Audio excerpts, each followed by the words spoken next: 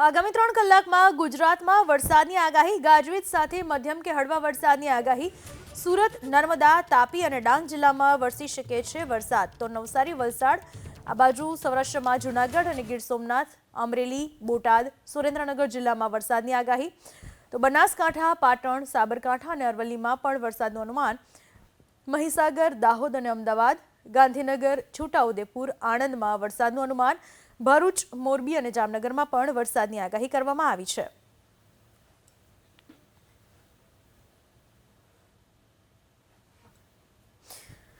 સુરત, નર્મદા, તાપી અને ડાંગ જિલ્લામાં વરસી શકે છે વરસાદ। તો નવસારી, વલસાડ, આ બાજુ સૌરાષ્ટ્રમાં જૂનાગઢ અને ગીર સોમનાથ, અમરેલી, બોટાદ, સુરેન્દ્રનગર જિલ્લામાં વરસાદની આગાહી। તો બનાસકાંઠા, પાટણ, સાબરકાંઠા અને અરવલ્લીમાં પણ વરસાદનું અનુમાન।